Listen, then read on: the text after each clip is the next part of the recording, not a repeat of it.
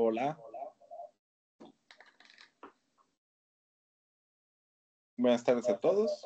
Espero que estén bien. Y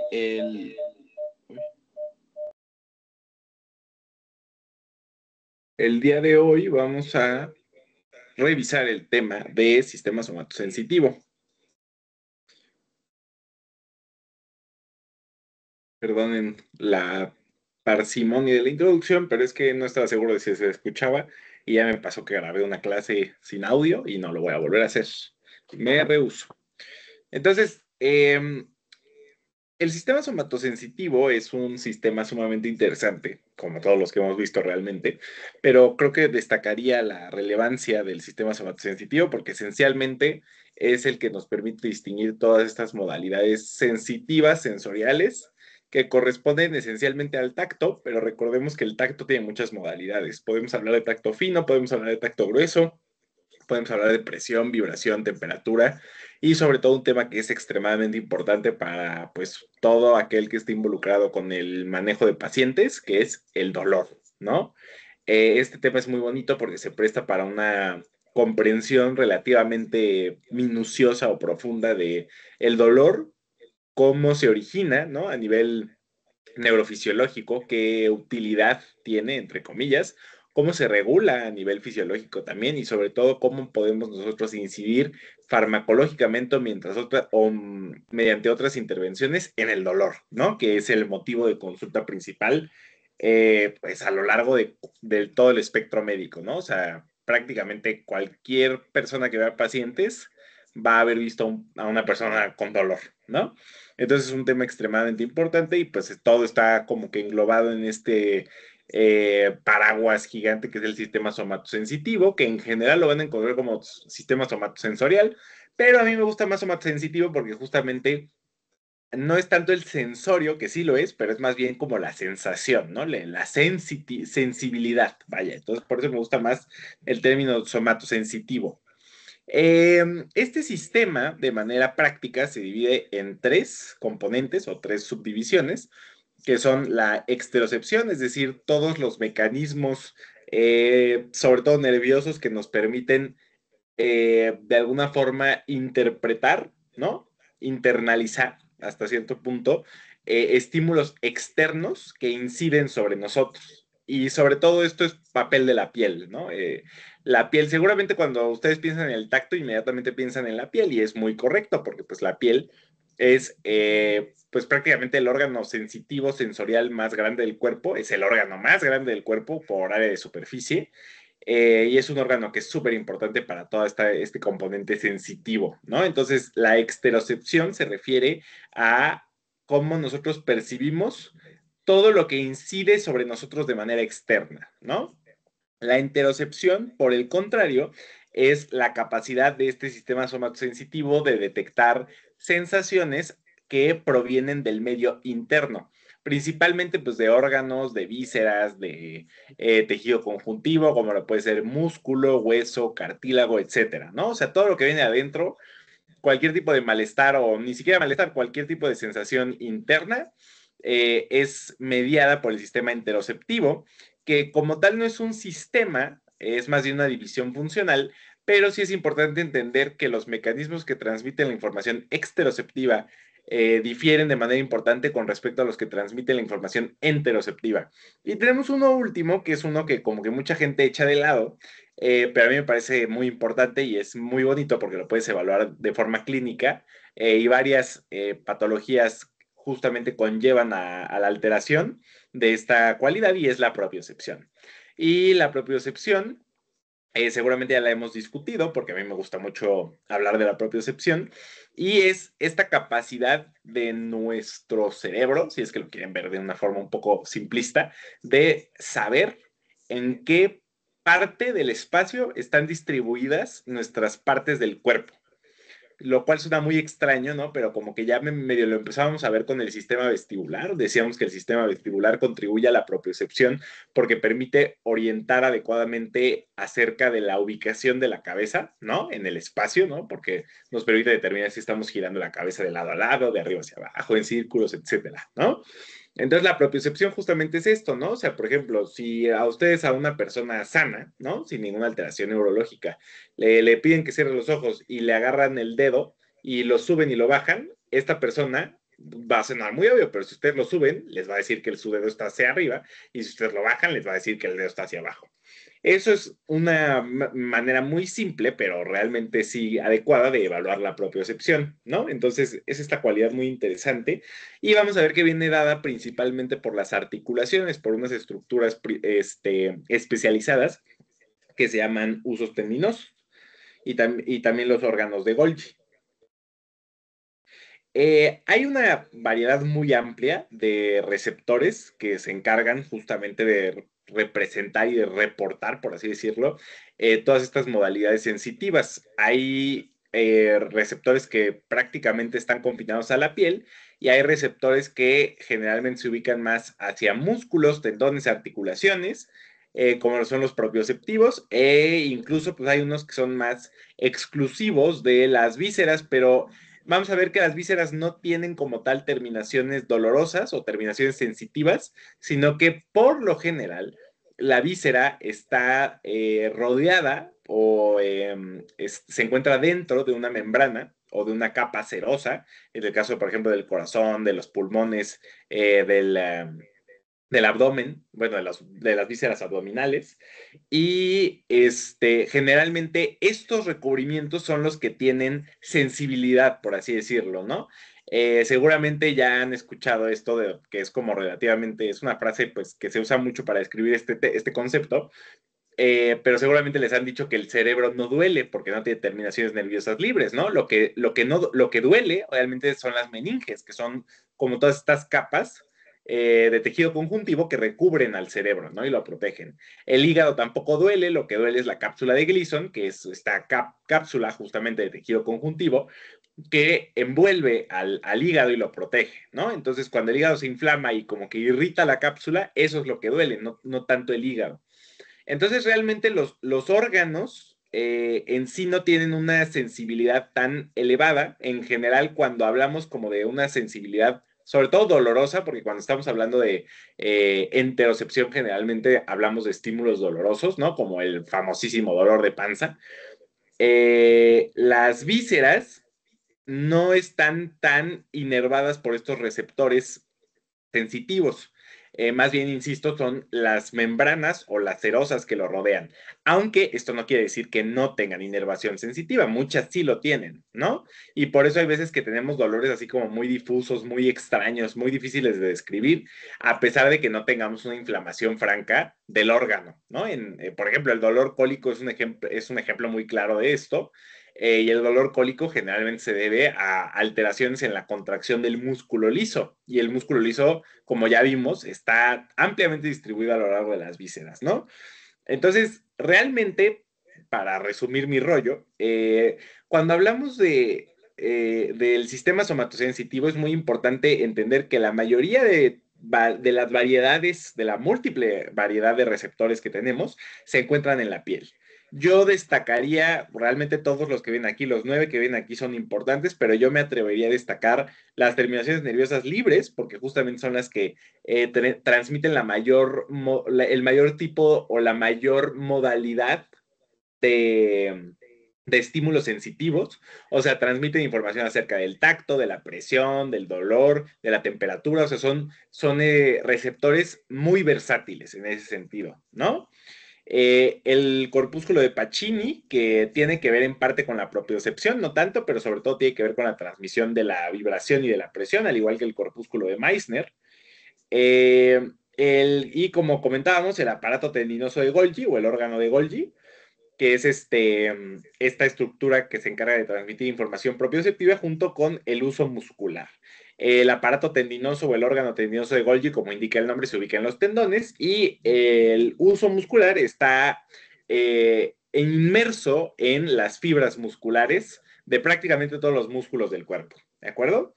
Entonces yo destacaría esos, todos, insisto, son importantes. Y ahorita vamos a ver que hay una variedad muy amplia. Para fines didácticos, sobre todo, esta presentación está dividida en tres componentes. De un segundo. está dividida en tres componentes que son mecanocepción, propiocepción, ¿no? Que ya la discutimos brevemente. Hola, Karen, bienvenida. Y la última parte sería la del dolor, pero realmente a dolor sí me gustaría dedicarle una clase completa, entonces no vamos a tocar mucho acerca del dolor. Y junto con dolor vemos un poquito de temperatura, porque vamos a ver que los dos se transmiten de forma muy similar. Entonces, lo primero es la mecanocepción. Y la mecanocepción realmente es muy amplia porque tenemos una variedad de modalidades mecanoceptivas. Realmente, por ejemplo, lo que comentábamos ahorita, el tacto fino, el tacto grueso, la vibración, la presión, todo esto se transmite a través de receptores mecanoceptores, que, como ya comentábamos, están distribuidos principalmente en la piel. ¿No? Entonces, lo primero es que, bueno, la piel obviamente contiene receptores que transmiten todo tipo de información y en general la información que transmite la piel es muy precisa, ¿no? Seguramente cuando se han raspado la piel, cuando se han picado, cuando se han machucado y se machucan justo en la piel duele mucho, ¿no? O sea, como que es un dolor muy agudo y muy preciso, ¿no? Entonces, en general la información que transmite la piel es muy precisa. Aquí tenemos una división funcional de los receptores que podemos encontrar en la piel y en general nos lo engloba en cuatro grandes categorías, que son FA1, FA2, SA1 y SA2. F es de fast, es decir, rápido, y S es de slow, es decir, lento. Entonces, aquí esta ilustración es del Byrne, del libro Byrne, y básicamente lo que nos está diciendo es que hay dos categorías principales de receptores, que son los rápidos y los lentos. Y dentro de estas dos categorías hay dos subdivisiones, que son A1 y A2. Entonces, a partir de la imagen, nosotros podemos determinar de manera relativamente sencilla cuál es la diferencia entre cada uno de estos. Entonces, por ejemplo, los rápidos, lo que quiere decir que sea rápido es que quiere decir que se desensibiliza rápido. ¿Esto qué quiere decir? Bueno, la desensibilización es un concepto realmente un tanto complejo, pero esencialmente y de manera un tanto reduccionista, la desensibilización hace referencia a la capacidad de un receptor de dejar de transmitir un estímulo al cual es, pues, parcial. Es decir, por ejemplo, si el corpúsculo de Meissner, que vamos a ver que es capaz de transmitir presión, deja de transmitirla en algún momento, eso quiere decir que el corpúsculo se desensibiliza, ¿de acuerdo? Entonces, mientras más rápido se desensibilice, es que lo podemos clasificar como F, ¿de acuerdo? Y ahora, por el patrón de disparo, es decir, cuántas veces dispara ese receptor antes de desensibilizarse, tenemos la subdivisión A1. ¿Y eso qué quiere decir? Que Meissner lo que hace es que hace una ráfaga de disparos rápida, entonces incluye como que todo el espectro, o sea, o incluye como que toda la progresión de la presión en este caso, ¿no? Se incluye en cuanto te ponen como que no sé, si te están agarrando la muñeca, por ejemplo, incluye todo el proceso de que te agarran la muñeca y te empiezan a presionar y cada vez más fuerte, ¿no? Y por ejemplo, los corpúsculos de Pacini no hacen eso. Los corpúsculos de Pacini, nosotros aquí vemos que hay dos disparos. Uno al principio del estímulo y otro al final del estímulo, ¿no? Entonces los corpúsculos de Pacini como que hacen un resumen.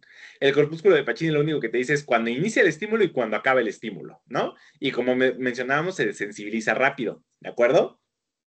Entonces, luego tenemos los ejemplos de Merkel y Ruffini. Y más bien, Meissner y Pacini sí hacen referencia a la vibración, pero también tienen cierta capacidad de transmitir el tacto. Merkel y Ruffini, sobre todo, transmiten vibración y presión fuerte o presión sostenida. Justamente como la presión es sostenida, es decir, como es una presión que está constante en alguna superficie del cuerpo, estos receptores son de desensibilización lenta, ¿de acuerdo? Por eso son slow. Entonces, si se fijan aquí en Meissner, pues teníamos cuatro disparos, bueno, cinco disparos y se acabó. Vean, en Merkel, no, y en Ruffini como que no se termina, ¿ya ven? Y aquí es lo mismo, A1 es una gran cantidad de disparos, es decir, todo el tiempo que está el estímulo se dispara, y en el caso de A2, pues sí hay más disparos, ¿no? O sea, como que hay disparos a lo largo de toda la trayectoria, pero están más espaciados, ¿no? Entonces podríamos decir que el A1 lo que hace es que habla de todo el recorrido o toda la duración más bien del estímulo, Y A2 lo que hace es que da como que señales cada cierto tiempo para decir que ese estímulo sigue persistiendo. Y justamente entonces estos son de desensibilización lenta, es decir, casi no se desensibilizan. ¿De acuerdo? Entonces podemos hacer esa clasificación que no es importantísima, pero es relevante como nada más para que entiendan cuáles son los principios que gobiernan la diferencia entre cada uno de estos receptores. Y pues en el caso de las fibras o de los receptores de la punta o los receptores pilosos y las terminaciones nerviosas libres, en general estos tienen comportamientos diferentes al momento de disparar. La terminación nerviosa libre se desensibiliza relativamente rápido, pero se comporta más como un Meissner, o sea, como un FA1. Entonces, los receptores es importante describir que además de tener una frecuencia de disparo distinta, es decir, un patrón de disparo nervioso distinto, porque acuérdense que todas estas son células nerviosas modificadas, también tienen una ubicación dentro de la piel distinta. Y esto justamente corresponde a su función, ¿de acuerdo? Entonces, por ejemplo, el corpúsculo de Meissner y el de Ruffini, perdón, no, discúlpeme, el de Meissner no, el corpúsculo de Pacini y las terminaciones de Ruffini, es decir, los dos que acaban en ini, ¿no? Pacini y Ruffini son los más profundos. Estos están ubicados en la unión de dermis con tejido celular subcutáneo y propiamente en tejido celular subcutáneo. Entonces, como los inis son los más profundos, esto quiere decir que son los que se encargan de transmitir las modalidades sensitivas que llegan a capas más profundas de la piel. ¿Y estas cuáles son? Pues son vibración y presión profunda. ¿No? O sea, no es lo mismo que te hagan así, a que te hagan, bueno, así, a que te hagan así, ¿no? O sea, ya si se te marcan los dedos de la otra persona en la piel, pues aguas, ¿no? Eso ya es una presión bastante fuerte. Aquí tenemos también distribuidas las glándulas sudoríparas, que en este contexto no nos importa mucho. Y en la parte quizás más superficial tenemos tres tipos de receptores. Tenemos Merkel, tenemos Meissner y tenemos a las terminaciones nerviosas libres que están un poquito más abajo. Cabe recalcar que en la epidermis no hay ningún tipo de receptor sensitivo, ¿de acuerdo? Los receptores sensitivos empiezan a partir de la dermis. Y entonces seguramente han visto que la gente hace todo tipo de cosas con la epidermis y no les duele, y es justamente por eso, porque no tienen terminaciones nerviosas. Seguramente cuando eran niños les tocó convivir con los niños raros que como que se clavaban agujas en la piel y como que lo hacían en la parte más superficial y entonces no les dolía, es justamente por esto, porque en la epidermis no hay receptores sensitivos. Realmente los receptores empiezan a partir de la dermis y están distribuidos en la dermis superficial, estos tres que les comento, ¿no? Merkel, Meissner y las terminaciones nerviosas libres y las dos M's. Y en lo profundo están los dos inis, ¿no? Pacini y Ruffini. Entonces, aquí sí ya hay una diversidad un poco más amplia de los estímulos que puede transmitir, pero en general son tacto, fino y grueso. ¿No? O sea, tacto fino que es como nada más así como el roce y tacto grueso que ya es como pasar una superficie un poco más ancha a través de la piel. También transmiten información acerca de presión superficial. Y como comentábamos, las terminaciones nerviosas libres se encargan de transmitir varias otras cosas como el dolor y la temperatura. Pero eso lo vamos a ver después, ¿de acuerdo? Entonces, esto es importante, esto sí es importante saber dónde están distribuidos relativamente cada uno de estos receptores, porque mientras más superficiales, eso quiere decir que más, justamente más superficial o menos intenso es el tipo de estímulo que recaban o que transmiten, como lo pueden ser el tacto fino, el tacto grueso y la presión superficial. Y en el caso de los más profundos, que son Pacini y Ruffini, pues esos transmiten estímulos más fuertes o más profundos, como lo pueden ser pues la presión profunda y también la vibración. Cabe mencionar que la vibración depende porque la vibración, acuérdense que, perdón, todavía no salgo de la gripa, pero acuérdense que la vibración es diferente porque la vibración puede oscila o se modifica dependiendo de los hercios o de los ciclos que da una onda vibratoria. Entonces, mientras más hercios da, eso quiere decir, o mientras más hercios tiene la onda, eso quiere decir que como que hace más rápido, oscila más rápido y es de más alta energía. ¿no? Y eso probablemente, pues incide en capas más profundas de la piel, mientras que las de más lentas, ¿no? Las de menos hercios inciden en capas superficiales. Entonces, sí hay cierta capacidad de los receptores superficiales de detectar vibración, pero depende de la frecuencia. Eso se lo tienen que saber para nada, nada más como que contémplenlo. Entonces, aquí está, yo sé que como que me hago a veces incluso yo bolas con este tipo bueno, de los receptores, porque siento que como que todos acaban haciendo lo mismo, pero no, todos son diferentes, ¿no? La terminación nerviosa libre, como decíamos, es una navaja suiza en el sentido de que como que tiene un poco de todo, tiene tacto, tiene vibración, ¿no? Como decíamos, de bajo hercio, cosquilleo, comezón y como decíamos también dolor y temperatura, ¿no? Pero como estamos hablando de mecanocepción, pues solo nos estamos concentrando en estas modalidades mecanoceptivas. Meissner tiene tacto fino momentáneo y vibraciones de baja frecuencia, ¿no? Como comentábamos. Entonces, el tacto fino momentáneo justamente hace referencia cuando hay un contacto y deja de haber tacto. Y justamente recordemos entonces que Meissner corresponde con esto. Meissner es simplemente como cuando hay un tacto o sea, un tacto muy, muy breve y entonces solamente ocurre esta ráfaga de disparos, pero hay una desensibilización rápida, ¿no? Y por el otro lado, Merkel es un tacto fino constante, es decir, es un receptor que no se va a desensibilizar tan rápido, ¿de acuerdo? Entonces es un receptor que aguanta como que un buen periodo de tacto. ¿De acuerdo? El órgano folicular, que es el órgano o las terminaciones nerviosas que están unidos al folículo piloso, a la base del folículo piloso, lo que van a dar o acerca de la información que van a reportar va a ser sobre todo el movimiento del pelo y el contacto inicial contra el vello, ¿de acuerdo? Y obviamente, pues, cuando tú arrancas un vello, pues duele. Entonces, este órgano folicular también es el encargado de transmitir ese estímulo doloroso cuando se arranca el vello, pero insisto, aquí estamos hablando ahorita nada más de mecanocepción. Ruffini habla de presión y tacto continuo de mayor grado y Pacini habla de vibración y cambios rápidos de la deformación mecánica. Recordemos que Pacini también es rápido, ¿no? Entonces Pacini lo que hace es que los movimientos o los estímulos rápidos los capta y los deja de transmitir. Y Ruffini, ¿no? Ruffini y Merkel son los lentos y Meissner y Pacini son los rápidos, ¿no? Los fast. Entonces eso también tiene que ver con la cualidad del estímulo. Si el estímulo es breve, lo interpretan los fast y si el estímulo es constante o duradero, lo interpretan los slow. Ahora, algo que es muy interesante es que además de tener esta distribución particular en cada una de las capas de la piel, los receptores pueden estar más representados en ciertas regiones de la piel que en otras, ¿de acuerdo?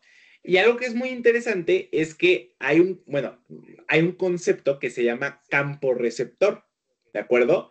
El campo receptor esencialmente hace referencia a el área de piel que un solo receptor es capaz de inervar, ¿de acuerdo? O sea, por ejemplo, aquí lo que nos está indicando este esquema del borón es que este corpúsculo de Pacini tiene un campo receptor mucho mayor. Es todo esto que está en azul, ¿de acuerdo?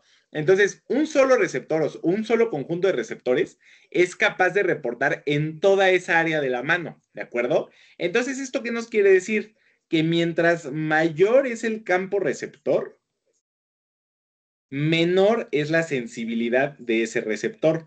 ¿Por qué? Porque imagínense que ustedes están en un hospital y les ponen a revisar a 3 enfermos. Y de repente llega la jefa de enfermería y dice, ay, hubo un accidente, van a traer un montón de traslados.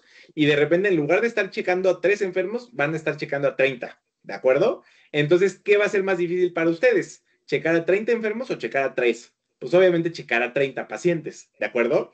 Entonces, es lo mismo aquí, mientras el campo receptor sea mayor, el receptor tiene que como que cubrir una mayor área y entonces es más difícil que produzca estímulos o produzca sensaciones muy sensibles, ¿de acuerdo? Por el contrario, los corpúsculos de Meissner, fíjense, o sea, cada corpúsculo representa un área súper chiquita, ¿de acuerdo? Y fíjense qué interesante que también parece que va variando el área de superficie o el tamaño más bien del campo receptor dependiendo de dónde se ubiquen. Seguramente ustedes ya saben que una de las partes más sensibles, si no es que la más sensible de todo el cuerpo, son los dedos, específicamente las yemas de los dedos. Se dice que las yemas de los dedos tienen una capacidad de discriminación de estímulos exquisita. ¿Esto qué quiere decir? Que la yema de los dedos es capaz de distinguir entre dos puntos, entre dos estímulos, entre los dos cosas que ustedes quieran al mismo tiempo. Y ahorita voy a ahondar en este concepto. Pero entonces lo que quiero que quede claro es que mientras más nos acercamos a las yemas de los dedos, más chiquitos se van haciendo todavía los campos receptores. Entonces, mientras más chiquitos, insisto, son estos campos receptores, pues lo contrario, más sensible es esa sección de piel. Y entonces justamente este esquema está muy padre, este que ustedes ven acá, este esquema está muy padre porque lo que nos indica es la capacidad de discriminar o de distinguir entre dos puntos en un segmento de la piel. Entonces, esto nos habla indirectamente de la sensibilidad o de la densidad de los campos receptores. Acuérdense, mientras más chiquitos y más abundantes sean los campos receptores, eso quiere decir que la capacidad de discriminación y por lo tanto la sensibilidad de una sección de la piel va a ser mayor. Entonces, aquí este es el umbral de discriminación de 2 puntos. ¿Eso qué quiere decir? Mientras más corta sea la distancia en milímetros, o sea, mientras más chiquita sea esta raya morada, ¿no? Estas rayas moradas, eso quiere decir que ese segmento de piel es más sensible, ¿de acuerdo? Y es más capaz de distinguir entre 2 puntos. ¿A qué me refiero con 2 puntos? Esta es una prueba neurológica que se hace comúnmente. Imagínense que ustedes tienen una pluma, ¿no? Bueno, tienen dos plumas o tienen un clip, ¿no? El clip lo desarman y les queda como dos filamentos. Y entonces, si ustedes presionan esas dos puntas de los filamentos contra el dedo de una persona, es casi seguro que esa persona les va a poder decir, si la persona está sana, claro, que, o bueno, si no tiene alguna neuropatía, porque puede haber alguien enfermo de otra cosa que sí les pueda decir, pero siempre y cuando esta persona pueda distinguirlo adecuadamente, la persona seguramente les va a ser capaz de decir que está habiendo 2 puntos de presión sobre el dedo. Es decir, una punta del pin y otra punta del pin en puntos distintos, ¿de acuerdo? O sea, en puntos anatómicos distintos, solo en el dedo o en la yema del dedo, ¿de acuerdo? Ahora bien, si ustedes analizan perdón, si ustedes analizan este recuadro, van a darse cuenta que los puntos con mayor distancia son la pantorrilla, el muslo, la espalda, el brazo y el antebrazo. ¿Esto qué quiere decir? Que estos puntos tienen campos receptores más grandes y por lo tanto es mucho más difícil poder distinguir entre 2 puntos. Yo les reto a aplicar esto con sus familiares o su pareja o lo que ustedes quieran, pero les aseguro que si ustedes ponen 2 puntos en el dedo, la persona les va a poder decir que sí son 2 puntos. Pero si ustedes les ponen dos dedos en la espalda que estén separados por menos de 5 centímetros, o sea, más o menos algo así, les aseguro, con los ojos cerrados, obviamente, porque si no van a hacer trampa, claro, les aseguro que no van a poder hacer esa distinción, esa discriminación entre 2 puntos. ¿Y esto a qué se debe? A la distribución y al tamaño de los campos receptores, ¿de acuerdo? Ahora, quiero aclarar una cosa. Nosotros generalmente entendemos sensibilidad con como que qué tan sensible, básicamente coloquialmente, o sea, qué tan agradable o qué tan como que agudo se siente es una sensación táctil en una región del cuerpo. Entonces, pues yo les puedo decir que el muslo, bueno, la espalda, ¿no? La espalda no es muy sensible en el sentido de que no tiene capacidad de discriminar 2 puntos, o sea, sus campos receptores son muy pequeños, pero seguramente si alguien les hace una caricia en la espalda, pues les va a gustar o lo van a disfrutar, a menos que tengan muchas cosquillas. Entonces, no confundan este concepto de sensibilidad fisiológica, ¿no? O sea, como que viene dado por los campos receptores, con el concepto que nosotros tenemos de sensibilidad como de algo que se siente rico, por así decirlo, ¿ok? Ana Karen, ¿alguna duda hasta el momento o todo bien? No, todo bien, doctor, gracias. Perfecto. Muy bien, entonces, algo que también es muy importante es que además de los receptores, cada uno de estos receptores, como veíamos, los receptores son terminaciones nerviosas modificadas, y entonces, por lo tanto, cada uno de estos receptores va a estar unido a un axón. Bueno, más que unido, va a tener un axón que sale de él, ¿no?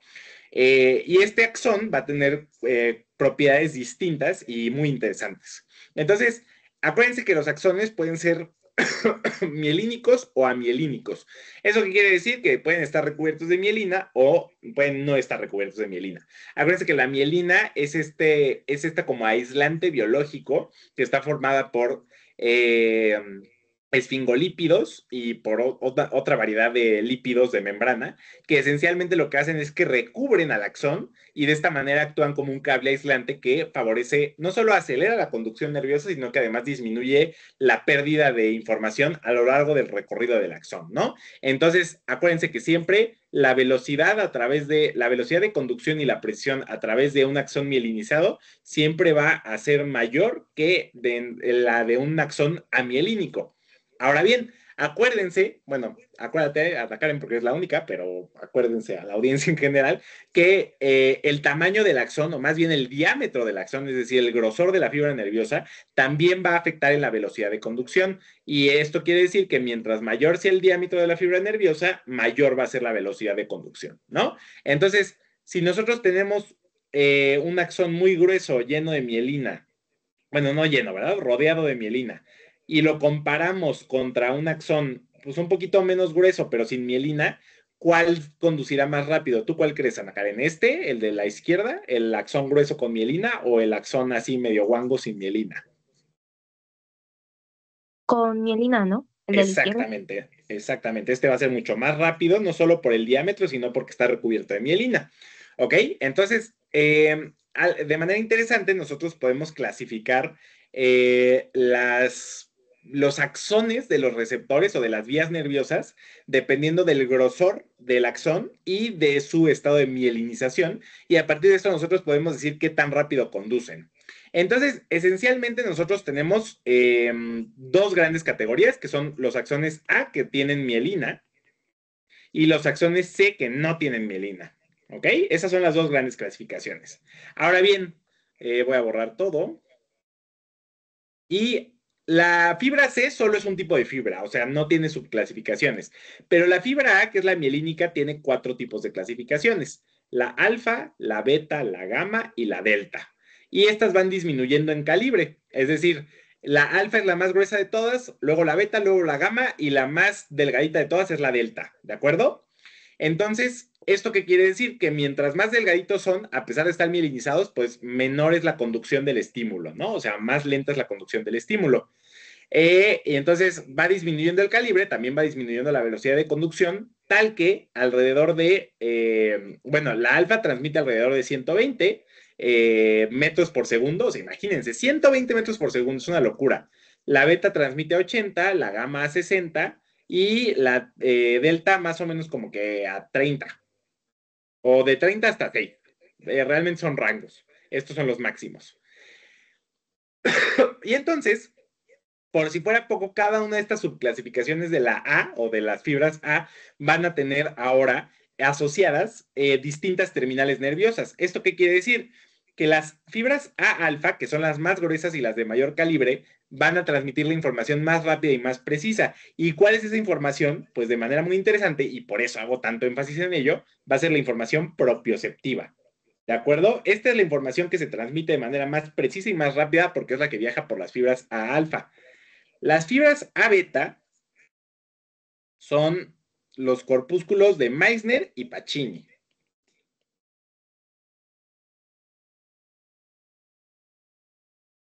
Las fibras A gamma, perdón, se me fue la letra en griego, incluye las terminaciones nerviosas libres, en parte, y algunos tipos de Meissner. Y finalmente las A delta incluyen sobre todo terminaciones nerviosas libres, pero en una modalidad muy particular que es el dolor como punzante.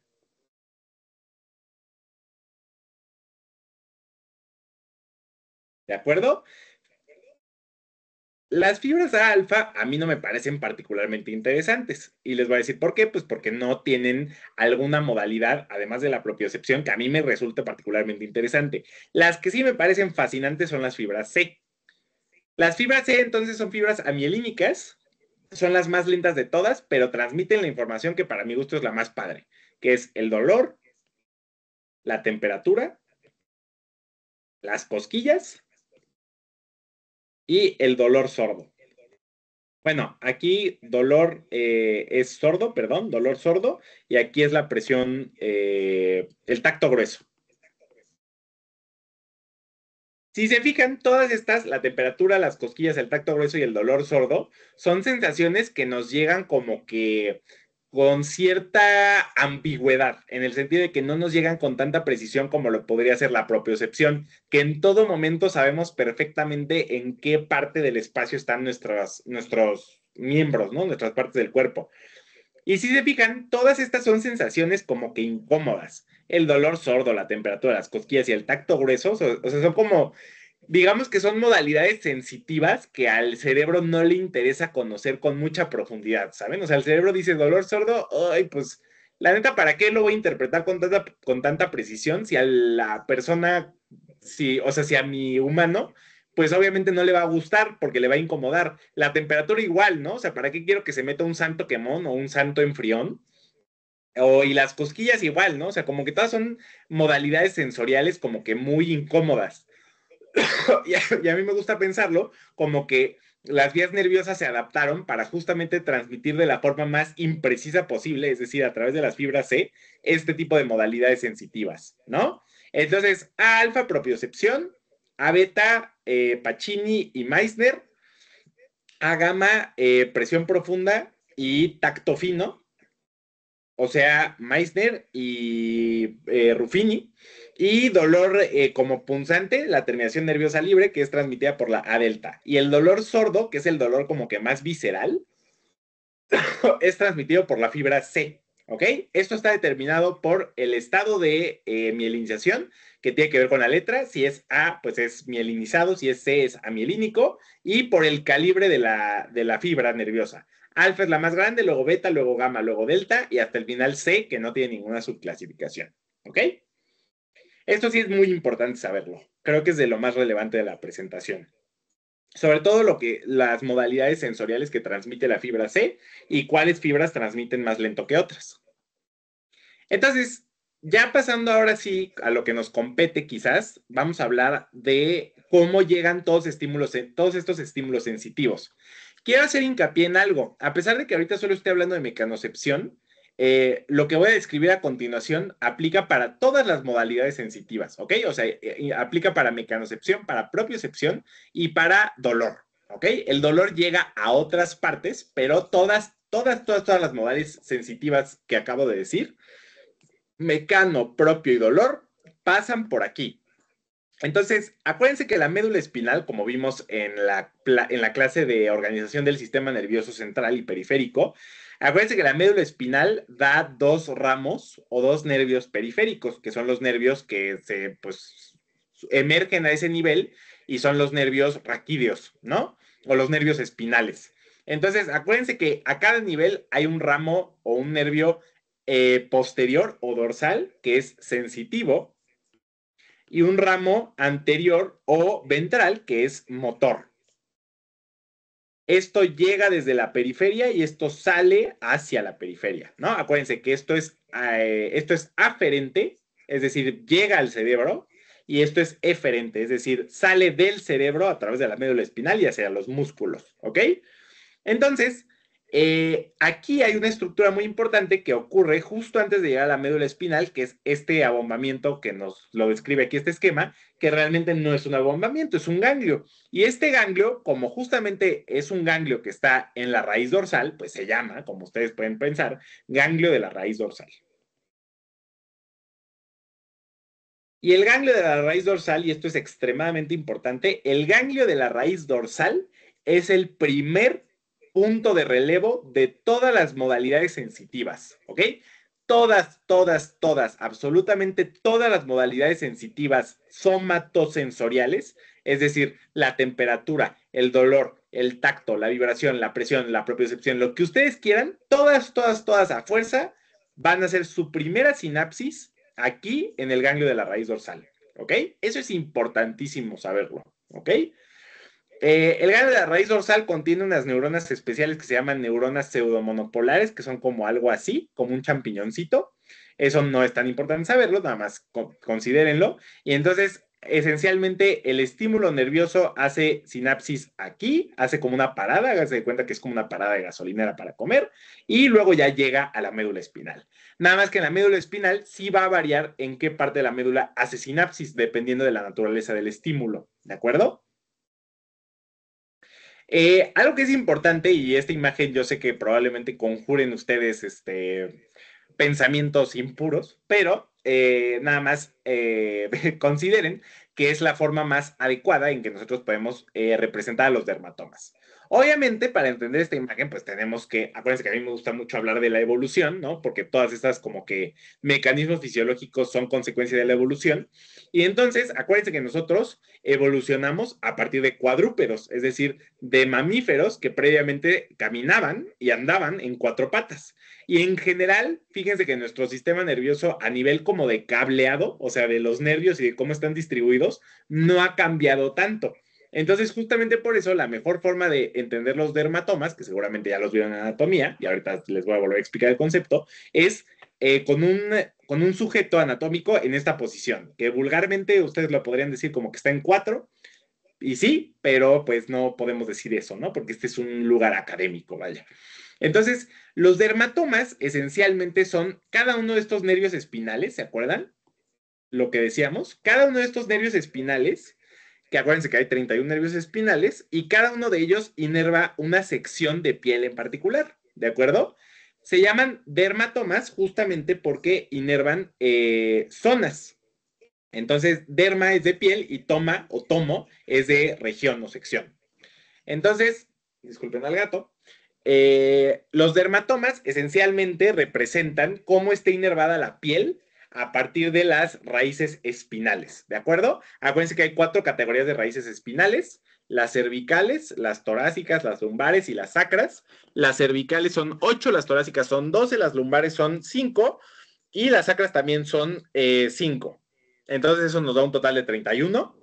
Y acuérdense, las cervicales inervan esencialmente la parte posterior del cuello. ¿Por qué? Porque la cara, acuérdense que está inervada por sensitivamente, ¿eh? La cara está inervada sensitivamente por el trigémino. Entonces, de la cara para atrás, o sea, como del vértex para atrás, es decir, como que la parte posterior de la cabeza y parte del cuello están inervados por C2, el cuello por C3, bueno, la nuca más bien y parte del cuello por C3, C4 inerva como toda esta parte de trapecio y de deltoides, ¿no? Toda esta parte superficial de la espalda, C5 la cara anterior del brazo, bueno, C6 la cara anterior del antebrazo, C7, bueno, y justo el pulgar también, C7 los 2 dedos intermedios y C8 los últimos 2 dedos, ¿no? O sea, el cuarto y el quinto. Y así nos podemos ir, ¿no? La torácica inerva, por ejemplo, la parte posterior del antebrazo y llega desde prácticamente, pues, todo como desde la división del brazo, ¿no? Desde la división posterior del brazo hacia la división o hacia el final del torso, ¿no? Justo hasta acá. Y finalmente, las vértebras lumbares, perdón, las raíces dorsales lumbares inervan toda la cara anterior de la pierna y los dermatomas sacros inervan toda la cara posterior, incluyendo, pero no menos importante, el periné y los genitales, ¿de acuerdo? Entonces es muy importante que también sepan la distribución de las dermatomas. ¿Por qué? Porque hay enfermedades, justo como esta de acá, que afectan específicamente a los dermatomas, ¿no? Esto que vemos aquí es una cosa que se llama zóster. También le dicen culebrilla. Ese es como el término coloquial. Y esencialmente es una afectación que ocurre y que justamente sigue el trayecto de un dermatoma. ¿Y esto por qué ocurre? Pues es bien interesante. El herpes zóster, el nombre completo es virus de la varicela zóster y es un herpes virus, específicamente es el herpes virus humanos número 3. Entonces es varicela zoster virus, perdón, es VZV por sus siglas en inglés. Y entonces es bien interesante porque este canijo es capaz de generar 2 enfermedades. Si tú cuando eras niño te dio varicela, eso quiere decir que estuviste en contacto con el herpesvirus humano 3, que es el VZV, y entonces este herpesvirus humano, seguramente ya lo saben porque ya han visto micro o ya han llevado algo de micro, pero a los herpesvirus les encanta el tejido nervioso, o sea, les encanta las neuronas, les encanta instalarse ahí, como que están muy cómodos, como hacen su casita ahí. Y entonces, cuando te da varicela, te da un exantema muy característico, ¿no? Un sarpullido, por así decirlo.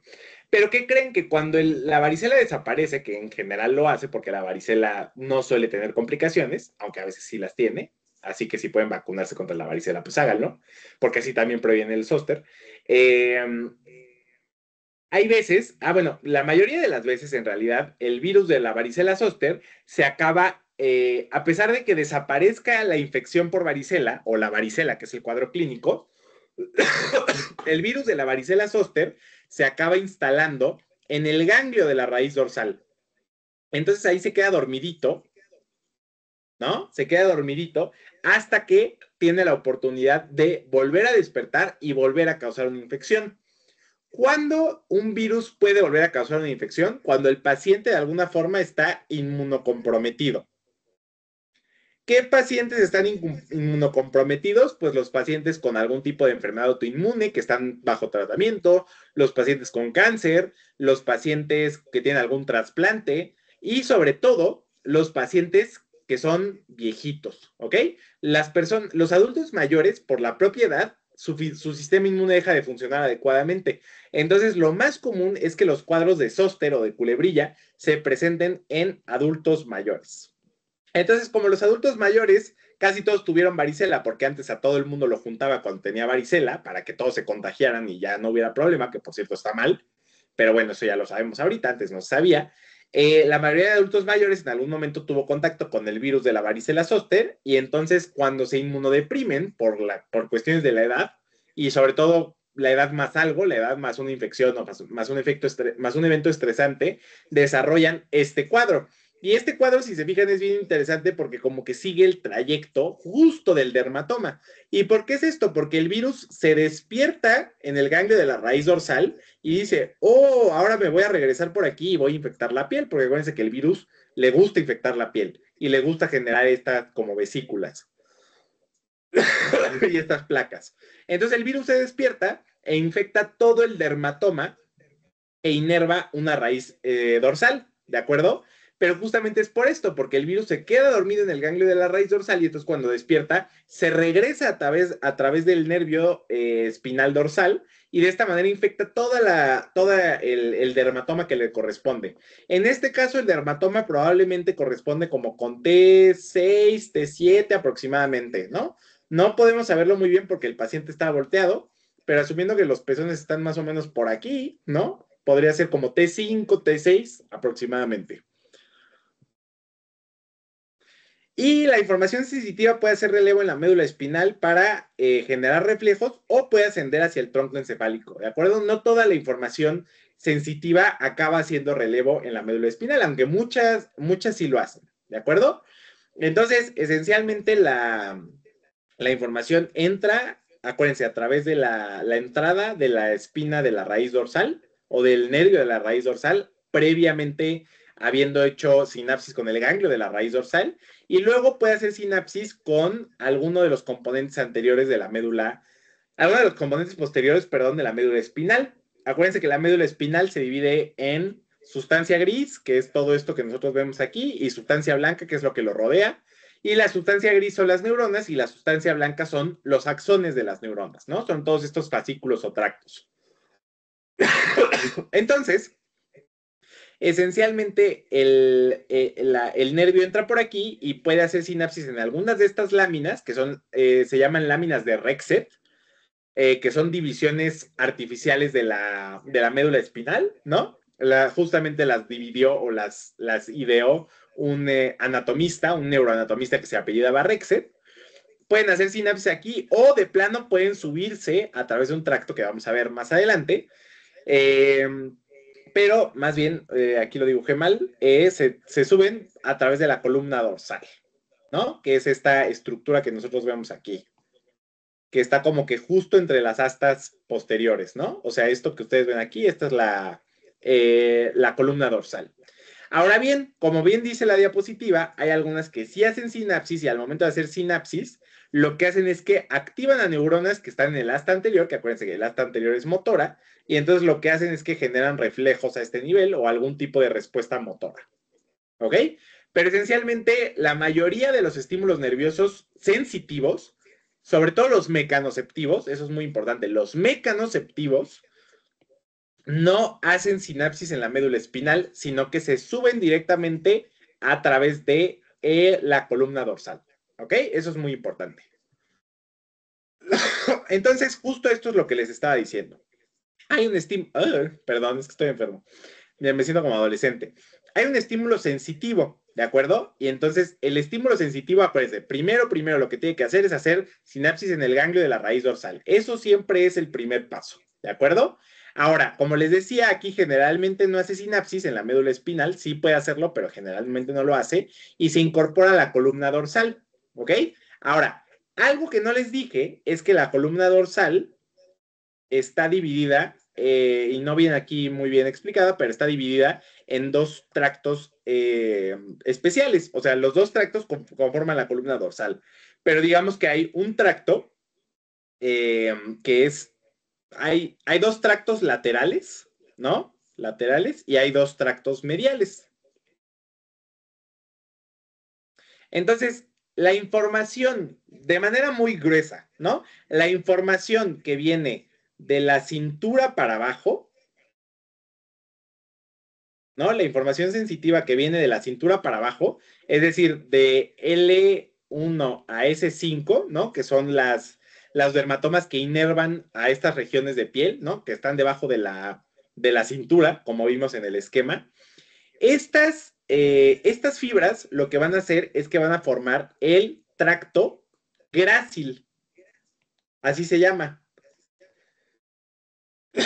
Y el tracto grácil forma parte de la columna dorsal, ¿ok? No crean que es otra estructura, es una subdivisión de la columna dorsal. Y algo que es muy importante, bueno, algo que a mí me ayudó a memorizármelo y que me lo dijo el pasante que me dio clase de anatomía, es que, bueno, que es justamente, es grácil. ¿Por qué? Porque es como una bailarina de ballet. La bailarina de ballet baila con las piernas y hace movimientos muy gráciles, ¿no? O sea, como de gracia, de que los hace muy lindo, muy limpiamente. Entonces, el tracto grácil es el que comunica o transmite la información sensitiva de las piernas, ¿de acuerdo? Y por otra parte, de la cintura para arriba, es decir, sobre todo de los brazos, de las manos, del cuello, etcétera, es decir, más o menos como de C2 hasta T12, lo transmite el tracto cuneiforme, que se llama así porque tiene forma de media luna, ¿de acuerdo? El tracto cuneiforme o los tractos cuneiformes de cada lado, porque acuérdense que es simétrico, los tractos cuneiformes son los laterales, ¿de acuerdo? Y acuérdense como que los brazos están más afuera que las piernas. Entonces, el tracto cuneiforme es lateral y los tractos gráciles son mediales, ¿ok? Entonces, acuérdense, tracto grácil, piernas, medial. Tracto cuneiforme, brazos, lateral, ¿ok? Y finalmente, independientemente de dónde hagan, bueno, de dónde hagan, bueno, de qué tractor represente cada información, el segundo punto de la vía nerviosa, es decir, el segundo relevo o la segunda sinapsis, de manera absoluta, siempre es en la médula oblongada, específicamente en los núcleos de la columna dorsal. Y adivinen cómo se llaman esos núcleos. Pues obviamente hay dos pares de núcleos gráciles y dos pares de núcleos cuneiformes. Entonces, la información del tracto grácil que viene de las piernas, pues hace sinapsis en el núcleo grácil, obviamente, y la información del tracto cuneiforme que viene de los brazos, obviamente no solo de los brazos, pero esto es para simplificarlo, la información que viene del tracto cuneiforme que viene de los brazos, pues hace sinapsis o, como lo adivinaron, justamente en el núcleo cuneiforme, ¿no? Entonces está muy fácil. Y esta sería la segunda sinapsis. Entonces, hasta ahorita llevamos el ganglio de la raíz dorsal en primer lugar y los núcleos de la columna dorsal en segundo lugar. Algo que es interesante es que en este punto la vía se decusa. ¿Esto qué quiere decir?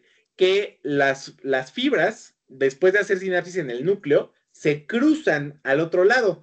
Entonces, la información del cuerpo derecho se cambia hacia el lado izquierdo y viceversa. La información del cuerpo izquierdo se cambia hacia el lado derecho. ¿De acuerdo? Esta decusación que ustedes ven aquí, es decir, este cruce de derecha a izquierda, bueno, de izquierda a derecha en este caso, esa estructura que ustedes ven como que se decusa se le llama lemnisco medial. ¿Por qué se llama así? Un lemnisco está formado por el cruce de estructuras nerviosas y medial, ¿por qué? Porque se cruzan en medio, ¿no? En medio de la médula. Entonces eso se le llama, ay Dios, lemnisco medial, ¿de acuerdo? Y adivinen qué, la vía sensitiva de los estímulos mecanoceptivos, que son todos los que estamos viendo, tacto, presión, vibración, etcétera, se llama vía de la columna dorsal lemnisco-medial. Justamente, ¿por qué? Porque las vías, o sea, bueno, la información de piernas y brazos sube a través de la columna dorsal, llega a la médula oblongada, a los núcleos que le corresponden, y aquí se decusa, formando el lemnisco medial. Entonces, por eso la vía se llama así, vía de la columna dorsal lemnisco medial. ¿Ok? Bueno, y finalmente pasan por una estructura que propiamente recibe el nombre del lemnisco medial, suben y llegan al tálamo, ¿de acuerdo? Y en el tálamo hacen sinapsis con el complejo ventrobasal medial. Bueno, no, con el complejo ventrobasal, perdón. Y entonces el complejo ventrobasal recibe la información tanto de piernas como de brazos, o sea, bueno, para ser más fácil, de mitad inferior, que es el núcleo, el tracto, perdón, grácil, y de mitad superior, que es el tracto cuneiforme, y el tálamo le llega esta información, porque acuérdense que al tálamo le llega toda la información sensitiva y sensorial, o sea, de todos los sentidos especiales le llega la información al tálamo, y el tálamo lo que dice es, pues esta información es de piernas, esta información es de brazos, y entonces las voy a distribuir, ¿de acuerdo? Y entonces las distribuye hacia la corteza parietal, que es la corteza somatosensitiva. Y ahorita lo vamos a ver, pero la corteza somatosensitiva está representada por las áreas de Brodmann 1, 2 y 3. Entonces, manda la información de las piernas y manda la información de los brazos hacia la corteza parietal, la corteza somatosensitiva, para ser más exactos. Y esto pasa a través de la cápsula interna. Esto de la cápsula interna parece que está mencionado como que medio al azar, pero no, sí es muy importante mencionarlo. ¿Por qué? Porque la cápsula interna a veces llega a verse afectada en los eventos vasculares cerebrales, es decir, en los infartos cerebrales. Entonces, si la cápsula interna colapsa porque se llena de sangre o porque deja de llegarle oxígeno, ¿no? Como puede ser en alguno de los dos casos de evento vascular cerebral, entonces las vías o las fibras del tálamo ya no llegan a la corteza, se interrumpe esa vía y por lo tanto el paciente no tiene las modalidades sensitivas, ¿no? Entonces puede ser un paciente que no sienta, ¿de acuerdo? O sea, tiene una anestesia patológica. Entonces, nada más, aquí es la tercera sinapsis y en la corteza es la cuarta. Y entonces, para hacer ¿cómo se llama? Un resumen, la primera sinapsis es el ganglio de la raíz dorsal, la segunda sinapsis son los núcleos de la columna dorsal en la médula oblongada, la tercera es el complejo ventrobasal del tálamo y la cuarta es la corteza somatosensitiva. Y tan, ahí acabamos la vía. Yo sé que a veces las vías son muy engorrosas, pero si se fijan no está tan complicada. Y como les decía, la cara está inervado por el nervio trigémino, específicamente por cada una de las ramas. B1 inerva básicamente la frente, ¿no? Desde más o menos aquí, desde la sutura coronal hacia adelante, hacia los ojos y la nariz. B2, que es la rama maxilar. AB1 es la rama oftálmica, por cierto, se llama así porque sale de un foramen oftálmico que está justo arriba de la fosa orbitaria. B2 sale por debajo de la fosa orbitaria y se llama maxilar porque inerva pues, toda la estructura maxilar, incluyendo el labio superior.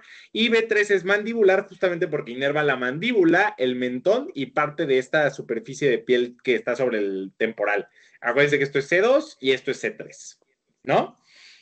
Entonces, eso es muy importante, ¿no? O sea, la información de la cara llega por otro lado. ¿Por qué? Porque acuérdense que la información del cuerpo está transmitida por estas ramas espinales. Y las ramas espinales, que son desde C2 hasta S5, todas ellas acaban incorporándose ya sea al tracto cuneiforme o al tracto grácil de la columna dorsal de la médula espinal, ¿de acuerdo? Pero la información del trigémino llega diferente. La información del trigémino se salta este paso y llega directamente hacia el lemnisco medial, ¿ok? Y en el lemnisco medial ya se junta todo, llega junto con toda la información al complejo ventrobasal del tálamo y ya de ahí llega a la corteza.